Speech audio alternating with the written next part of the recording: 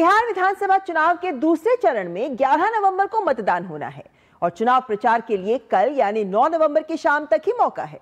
तो सभी दलों के दिग्गज नेताओं ने प्रचार में अपनी पूरी ताकत झोंक दी है। आइए डालते हैं एक नजर कि कैसा रहा आज का प्रचार। बिहार में विधानसभा चुनाव के दूसरे चरण के प्रचार के लिए सभी दलों के दिग्गजों ने मोर्चा संभाल रखा है। मतदान का दिन जैसे जैसे नजदीक आ रहा है, नेताओं की जनसभाओं का दौर तेज होता जा रहा है। एनडीए की तरफ से पार्टी के वरिष्ठ नेता अमित शाह, राजनाथ सिंह, योगी आदित्यनाथ ने अलग अलग विधानसभा सीटों पर प्रचार की कमान संभाली। अमित शाह ने राज्य के कटिहार, पूर्णिया और सुपौल में जनसभा को संबोधित किया। कटिहार में अमित शाह ने कहा कि दूसरे चरण में सीमांचल वालों को इस तरह से मतदान करना है कि राजद वाले, जंगल राज वाले दूर दूर तक दूरबीन से भी दिखाई न पड़े। वहीं भाजपा के वरिष्ठ नेता राजनाथ सिंह ने रोहतास में राहुल गांधी पर निशाना साधते हुए कहा कि उनके पास मुद्दों की कमी है और वो वोट चोरी की झूठी बात करके बिहार की जनता को गुमराह करने की कोशिश कर रहे हैं। प्रथम चरण का मतदान हो चुका है। प्रथम चरण में लालू एंड कंपनी का सुपड़ा साफ होगा और दूसरे चरण में सीमांचल वालों ने इस तरह से मतदान करना है कि ये आरजेडी वाले, जंगल राज वाले दूर दूर तक दूरबीन लेकर भी दिखाई न पड़े।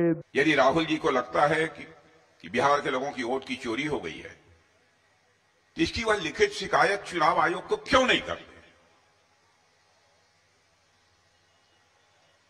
और मैं उनसे यह भी पूछना चाहता हूं, क्या सच बोलकर राजनीति नहीं की जा सकती? क्या राजनीति करने के लिए अथवा राजनीतिक कामयाबी हासिल करने के लिए झूठ बोलना आवश्यक है? वहीं उत्तर प्रदेश के मुख्यमंत्री योगी आदित्यनाथ और मध्य प्रदेश के मुख्यमंत्री मोहन यादव ने भी एनडीए के लिए प्रचार किया। योगी आदित्यनाथ ने कहा कि दुनिया को नालंदा विश्वविद्यालय का गौरव देने वाला बिहार लालटेन की धुंधली रोशनी में पहचान के लिए मोहताज हो गया था।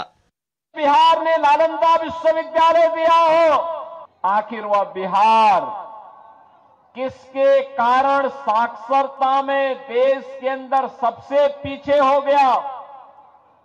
बहनों और भाइयों, इस पाप का दोषी कोई और नहीं, इस पाप का दोषी कांग्रेस और आरजेडी बराबर के दोषी हैं। लेकिन बड़े बेशर्म है कांग्रेस वाले, ये भगवान राम के भी जन्म का प्रमाण पूछ रहे थे। और बताओ, अयोध्या में भगवान राम पैदा हुए कि नहीं? बोलो, हुए कि नहीं अयोध्या में राम? आप बताओ, हुए कि नहीं हुए? आपको मालूम, इनको मालूम। अगर नहीं मालूम तो कांग्रेस को नहीं मालूम। ये कोर्ट में, हाई कोर्ट में, सुप्रीम कोर्ट में शपथ पत्र दे रहे, कहां राम, कहां पैदा हुए, किसने देखा?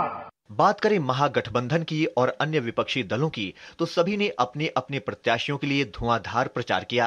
कांग्रेस सांसद प्रियंका गांधी वाड्रा ने पूर्णिया में, तो समाजवादी पार्टी के अध्यक्ष अखिलेश यादव ने मधुबनी में जनसभा को संबोधित किया।